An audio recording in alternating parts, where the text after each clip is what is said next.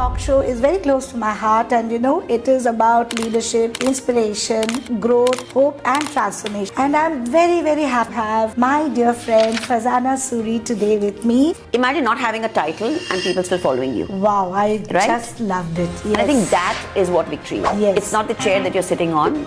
Out of the chair, are the people still around you, still thinking about you, still, holding space for you? And I think that, to me, that is what victory is. In the race to achieve those numbers, we forget the most invaluable thing, which is aligning it with our values, aligning it with who we are, and aligning it what we can do for the world. When people say they are stuck, it's not a strategic challenge. The challenge is of identity. Correct. Next question is, what inner leadership shift helps professionals move from stress and confusion to clarity, confidence and consistent results? It's not being reactive, but being intentional. Okay. I have one thing that I want to add. Yes, please. Can I do that? Yes. I've written it somewhere, so I'm going to read it out. Yes. Because one of the philosophies that I live with in life is, of all the things you ever win, a heart must win. Hello everyone, welcome to Leadership Talks with Ranjana Ghoshal. This talk show is very close to my heart, and it is about leadership, inspiration, growth, hope and transformation. So it's like the light that you have in your professional and personal life. And I'm very, very happy to have my dear friend Ranjana today with me. Ranjana is a victory coach and leadership voice and heart winner with a decade-long experience. She is a former advertising professional. She's lit up lives in 28 countries, guided 10,000 clients, including leaders in Fortune 500 companies, entrepreneurs and startups, and extensively contributes on leadership and life management in various media. Born in the family of the legendary Urdu poet Mir Anis from Lucknow, Ranjana blends grit with grace, insight with intuition. When she is not working, she doodles, lifts weights, or is lovingly ignored by street cats. And what's her big dream? Her big dream, wow, to inspire 100,000 lives a year. Because in her world, of all the things you ever win, a heart must mean the most. So welcome Ranjana to my talk show. Thank you so much. Thank you so much, Ranjana. And glad that you've got me here at the Finally. Leadership Talks with Ranjana Ghoshal. And I'm looking forward to the interaction and learning more. Yes, Ranjana, like we've been discussing since I think almost 6 months. Yes. And here we are. Yes, because you are never in this country. You're traveling always, so I'm very, very happy to have you here today. So, Ranjana, I would like to start with a question that always comes to my mind whenever I talk to my corporate clients, is from your corporate leadership experience, what truly defines victory for a leader in today's fast changing business? Well, great question. And I'm glad that we're starting with that as well. We all feel that victory means, hitting the victory line. And in terms of corporates, I think what we need to understand with corporate leaders is everyone is hitting numbers. Yeah. The only conversations that happen in boardrooms is numbers. And what happens is that, in the race to achieve those numbers, we forget the most invaluable thing, which is aligning it with our values, aligning it with who we are, and aligning it what we can do for the world. I think somewhere that gets lost. And we're also driven by valuation and, sales targets. But I think the core of victory lies there, because imagine not having a title and people still following you. Wow, I just loved it. Yes. And I think that is what victory is. Yes. It's not the chair that you're sitting on. Right. Out of the chair, are the people still around you, still thinking about you, still, holding space for you? And I think that, to me, that is what victory is. Ranjana, what I loved is when you said values, we are, I think in the current corporate world, we are just forgetting about values. It's all about numbers. So people are getting really, really burnt out. And you rightly said it should be people centric also. We are forgetting that it's a changing world and everything is about machines, AI, and in the middle of that there is a huge chaos when we forget that we are humans. You know, Farzana, one of my clients said a beautiful thing that day, that Ranjana, I love to do your program. And I said, why? And I expected he would say, I've become a better leader. So, like I speak better, I communicate so great with my team. But he said one beautiful thing, that Ranjana, you create humans out of zombies. Nice. And I was like, wow. I mean, this can be my tagline. Absolutely. That's a huge testimony. Yes. It's a huge testimony. Yes, absolutely. And I really loved it. And when you said values, I think that is where we stand. Absolutely. So that was a great answer, and I really feel, and I'm totally aligned with the way you feel about leadership, Farzana. So tell me, in organizations, what is the biggest mistake leaders make when dealing with teams, power dynamics, and workplace politics? You know why I had to stop? Because the first thing I get to know when any client comes is, I can't handle the politics. Can you please tell me how to do that? So Farzana, throw some light on this. Wonderful. It's my pet subject. Oh, wow. So, you have a lot of leaders and saying that, you know what, I'm not involved in politics. Okay, everyone. We get it. But the thing is, the moment you are in an organization, if there are more than 2 people, you are involved in the politics. And I think what is important is to leaders forget that authority is not alignment. Right. Okay. Makes sense. Yes. In the sense that I am at par, and therefore I have all of these people looking towards me, and I think, man, this is my group. But the thing is, it is only because, like I said, you are in a particular seat, and we must understand that you cannot ignore politics. You cannot ignore politics. So I had one client a couple of years ago, and he was like, Farzana, I just come and do my work, and I'm very hardworking, and I know the management is going to look at me. But the point was, the management was making decisions about him without him, because politics had already taken shape and felt that he doesn't really contribute to the intel of the organization. You know what I mean? Yes. He's doing the work. Right. So what leaders need to understand is there is something called negative politics. Okay. And negative politics is eroding. It does nothing to your credibility, because eventually people see through. Right, absolutely. And then there is positive politics. Wow, positive about politics. That sounds interesting. And positive politics, I'll tell you what it is. So positive politics is about seeding the good things that are happening, especially around you, to the people, so that if any negative voices are there, there is someone to rebut. Otherwise, people only hear one side of the story, they make a judgment, and that's who you are. They never hear the other side, because who's there to talk about that side, isn't it? Yes. So you need to be positively politicking, I say, because sometimes leaders, are here. They're really, I'm sorry, but most of them are away from the ground reality. And they're expecting their minions to come and tell them what's going on. There's a gap, I see. There is a gap. And that is the reason why I think every leader, even if it's with the board of directors, you need to be ensuring that the right kind of information about you and your work and what you do needs to be seeded over there with people who also speak well about you, and do it with, eventually everything is about credibility. Absolutely. Everything is about credibility, because jahan pe credibility nahi rahi, everything just falls. It's a house of cards. So that's my perspective. So you cannot ignore politics. It's like, people saying, oh my God, kitna traffic tha. Excuse me, you're part of the traffic. Right. And you are, because you're in the traffic, isn't it? Yes. So I think it's the same with, leaders politics, and corporations and politics. So Farzana, I know, this is a question which is like, it's come to my mind suddenly. What one thing you would suggest to a leader who would come with this issue? What would you say? Like one thing that... So I learned this the very hard way in my advertising career, because everything is about, they say, it's dog eat dog. Right. And one thing that you need to understand is facts over anything else. Facts. So if someone comes and tells you, do you know what, this one, and that one, my first thing is, is there any proof? Can you share something with me? So I understand that yes, it is true. Is there an instance? Is there something in writing? Is there something that,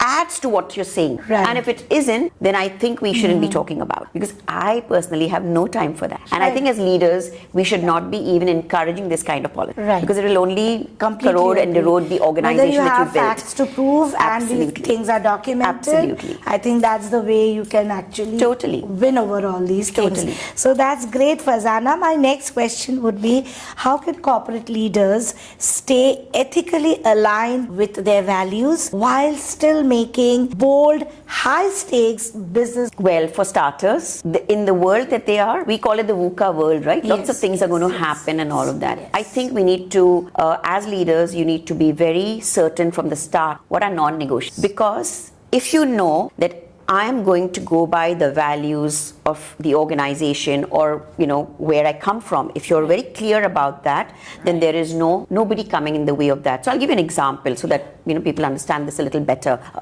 For example, we have our core values, perhaps, is accountability, okay? And then someone doesn't send you a report on a particular date when they were supposed to. And that has an implication because maybe another team of people couldn't make a decision because this report hasn't come in. And you say, hey, you know what? It's Ravi, yeah. So much is going on with him. We need to be a little compassionate. Yes, of course. But then Ravi should have just handed it over to Ketan so that Ketan could have done the job, because eventually for an organization, it is built on this. Right. Because everything is time bound. Nothing Correct. waits. Yes. Yeah, and it's getting more dynamic as we Yes, move. yes. And the moment you say, it's okay, jaane de. Yeah, that is when things rattle. When you take decisions which are discerning, that means there's one rule for you and one rule for you. That is where the ethics fall. So a lot of people feel that it's the bad guys who do the bad things. No. Okay? Oh, yes. But most often, I'm not saying always, but Right. most often, it's the good guys who stop paying attention to the right things and feel छोटी सी बात है ना, it's okay यार, आज के लिए जाने दो, उसने बोला है ना, रहने दो. बट ये एक एक चीज आप रहने दोगे, suddenly it becomes a calamity and trust gets eroded. That makes so much sense, Farzana. Like, जाने दो करके इतना जाने दो हो जाता है that things go out of hand. And even one more, in fact, it's just come to me. So one is about this part of the ethics. Right. Ethics is not just about doing the right thing in these kind of things. It also means non-action. Okay. And when I say non-action, it means Neha has done some tremendous work. Yes. And we're in a meeting. Right. And I not acknowledge Neha for the work she's done because her work has contributed to my success. That is not going with ethics. Absolutely. You have to give the credit to the person who has and there are really these done little it. things. You give credit to somebody who's probably just added the pin on the entire thing, like but the entire or the entire cake was made by someone, and you don't even acknowledge that person. So all of these things are also ethics, and these, like I said, the moment you set your non-negotiables in place, everything else will kind of fall. Farzana, start writing a book, because the way you I know. You should now. Yes, 2026 is going to be the year. Wow. And I'm going to be on this show, and I'm going to be on this show talking about it. Yes, that's a promise. That's a promise. So give me, how many months would you take? Oh my God, I'm going into specifics. Now this is accountability, right? Yes. Okay, so let's put it at June. Wow. So 6 months? 6 months. That's great. That's great. My next question, I'm waiting for the book, huh? Okay. Yes, absolutely. Me too. Yes. So my next question is, what inner leadership shift helps professionals move from stress and confusion to clarity, confidence, and consistent results? It's not being reactive, but being intentional. Okay. Most of the times when crises happen, we're all reacting. Everyone's reacting. Yeah. But you just step back, breathe a little, reflect. Because the most important decisions cannot happen on the fly. They need someone over there to pause and to calm themselves down and say, okay, fine. थोड़ा पीछे हो जाते हैं. Let's look at the entire scenario. Now let's look at what's going to happen, because we need that voice to be sane. And most often everybody looks up to the leader for that. Like in our own households, right? We look at our parents. Absolutely. I mean, they are the leaders in our houses. Yes. We look at our parents. Our children look at us. Yes. So I think being intentional rather than reactive itself, I think, will just pave the way for a more, a more aligned leadership, which helps you, move towards your goals. And so another example I'll give you was, I think it happened very recently with one set of people that I was working with. Every time a crisis hit, what happens is leaders tend to overanalyze. Okay, they get into that mode of overanalysis, and then in the overanalysis, whatever comes passionately with emotions, they just go for it. Yeah. So there was this leader who was going through that, and the only thing we said was, just slow down your decision. Slow down. Just step back. Start putting it all, just write things down. So clarity is always there with leaders. It's always there, but it just gets into this fog of of speed, and the need to kind of be this person who's going to be the Superman or the Superwoman, going to go there and make everything right. Correct. May not be possible. Absolutely. So I think reflective leadership is what we're looking for. I love that word, yes. reflective leadership. Yes. So Farzana, my next question, I wouldn't say it's a formal question, but I would love to know. So in like when I started taking up sessions for leaders, they would come for communication, strategy, skills, and I would work on that. And 5 long years it took me to understand that the external world, yes, it's good for them to prove themselves as a leader. What happens to them? What happens to them internally as a leader? I see them not sleeping. I see them unhappy. Somebody has forgotten also that there is a child within, They become so serious all the time. It is like an unhappy state, and I feel internally I would love to work, and from 2020 I started working on the inner game, and trust me, the entire game changed. And when I told them, generally when I tell them in the first session that look, we will be working on the inner game also, and they say yes. So what is your thought about the inner game of leadership and the person you are? They're not different. They're not different. We feel that I'm like this when I'm at home, and I'm like this when I'm dealing with my professional colleague. Right. So it could be as a leader, right? But the thing is, you're actually the same person. You're actually the same person. Okay.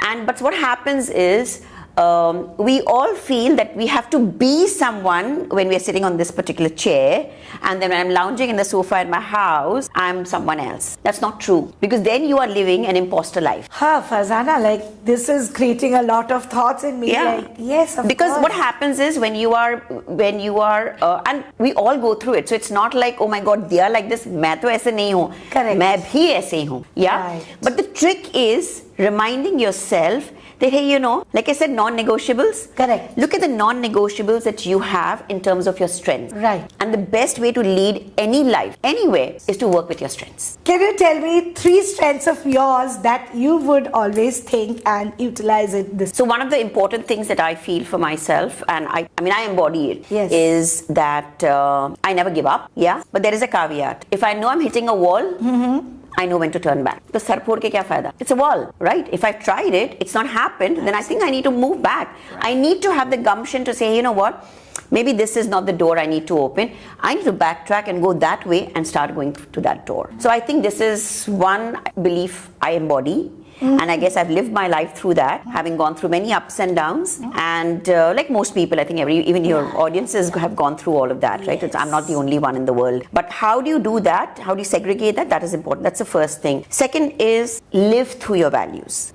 In every interaction that you have with people, are you living it? Because it's a brick that you are laying at all times. So when they think of Farzana, they know she's victory. Not because, I'm hitting numbers, I'm doing this and I'm doing that and I'm like so great or whatever. In every little interaction, I'm inspiring someone to say, hey, you know what? You're beautiful, you're amazing, you're awesome, and you have this amazing quality, go for it, right? So at every point, and I think this is what, as human beings, we need to do. And the third thing, which I guess embodies what I am and what makes me get up every morning, is the fact that maybe out of the not 24 hours, because more than 8 hours or 7 hours or 5 hours, we are all sleeping, right? So cut those hours, maybe 18 or 19 hours that you are, awake and alive.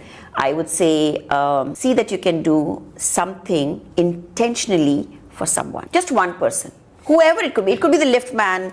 It could be maybe the Uber driver who's just dropped you. Wow. It could be maybe somebody in the studio. So is it every day? Every day. Wow. So Every can day. Can you tell me what did you do yesterday? Do you remember? Or Oh you yes. just- Oh Please no, tell no, no, me. no, no. I do remember. Yes. So I went to some event and I was Right. given a gift and whatever. And this my Uber driver was very harry. Ah, okay. Okay, I got talking to him, and he was incidentally from Kanpur. Okay, and we got talking because I'm from Lucknow, so we kind of hit off and everything. And at that point in time, he just mentioned that this is his last ride. So basically, I was taking him home. Okay, he was close to my house, and he wanted to like get there fast. Right. And he's saying, I'm going there because today my wife is arriving with my baby, and he hasn't seen his baby since he was born. His baby is 2 years old, so he hasn't gone home in 2 years. His wife was coming, and I had this thing, and I just gave it to him, and I said, "This is from me to your son." How lovely. And it's not about giving this or whatever. I think it's about being, like I said, somewhere each one of us has it. It's just that, like I said, it's in the fog. Just do something for someone. And he was so shocked because he said, "यहाँ पे कोई tip तो मुझे देता नहीं और आप मुझे ये gift दे रहे." And I just felt great because I said, I think we live that value of givers gain.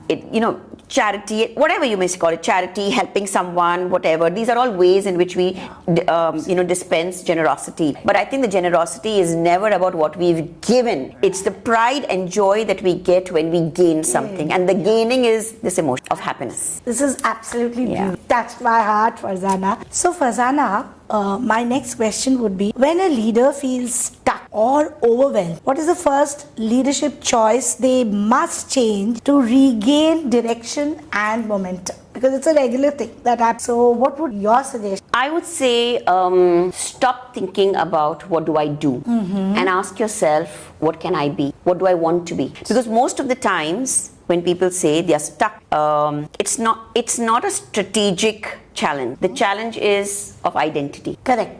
I'll give you my example. Yes, please. So I've been meaning to write a book for a long time. Everybody knows it. Yes. I mean, it's there every year. January, I put up my things I would like, goals I have for this particular year. Correct. And this gets carried forward. I think it's getting carried forward for the last, I think, 7 or 8 years. I have some 8 chapters also ready. Okay. Wow. Yeah. But I haven't kind of moved. Right. And I asked this to myself just some days back. I was at some leadership event and I was working out some, how I needed to gauge those questions, etc. And it came like a eureka moment. Wow. And the thing was that, like I said, it's not a strategic problem because it's not like I don't write. It's not like I'm not a good, I can't put things on paper. I can. And I think the world knows it. Yes. But what is stopping is the identity. It's not strategic, it's identity. Because we start, like I said, over analyzing. Right. I need to do it when it's really perfect. I need to get 20 chapters in place before I kind of move ahead. I need to do this. I need to get this one, and I need to do that. So there's always something that we feel we need to do before we get into it. Yes. So the stuck is not because I can't do it. Of course I can do it. If I decide, I can do it today. Yes. But the thing is not that. It is the fact that I have all these questions in myself, within me. We were just talking about inside, right? And I think this is where it was my eureka moment to say, hey, Farzana, it's not strategy, it is you. So get moving. And I know what the 3 things that I need to do to get to the level where I will be in the next 6 months. So good. I think this is what leaders need to start asking themselves, is not, what do I do? Right. Yeah. Right. But what do I want to become? And if I want to become something, then maybe I need support. Right. And I need to have the courage to reach out and say, hey, you know what? I need your help. I need to just bounce off some ideas. Right. Or, hey, I'm a little confused out here, because maybe sometimes it's just about clarity and focus. Clarity and focus. And as we said, like, the inner game is all about first clarity. Absolutely, mastering this. Yes, because you need to know where you want to be in a specific, time. And if you don't have that clarity, and as we rightly said about the identity that you embody with that, is then the whole game becomes different. And RG, one more thing, when you talk about identity and all, so we are all weighted, okay, with a lot of baggage. Everyone you meet is carrying loads of it. Correct. Okay, some know momentarily how to ignore it, some are unable to do that, and some are still learning. And I think in whichever space you are, it's fine as long as you make a decision to say, hey, you know what, I need to get at least 2 mm ahead. Every day, ask yourself, can I just get there? And I think that is what victory is all about. So 1% improvement every day. That's Kaizen, what Kaizen. Robin Sharma, Kaizen and Robin Sharma also says. So Farzana, this was great. Thank and you. now we'll go to the rapid fire round. One word. Should I get my ammunition ready? Yes, please. Go ahead. Get them. Yeah. One word that defines powerful corporate Integrity. Fantastic. Victory for a leader, results or integrity. Always integrity. Love. One habit corporate leaders must drop to accelerate. People pleasing. No Yes. people pleasing, right? Super. Empathy or authority. What sustains leadership longer? Empathy, but with boundaries. Great. Workplace politics. Ignore it or understand. Understanding. One daily practice that strengthens leadership clarity. I would say reflection. Brilliant. Biggest myth about success in corporate. Pride in hustle and pride in burnout. Wow, that's interesting. Decision making, intuitional or data? Data is important, but intuition decides. So that's the inner game and the outer game. You need data. Without data, you cannot. Just intuition will not work. Yes, absolutely super. One thing leaders must unlearn to move forward.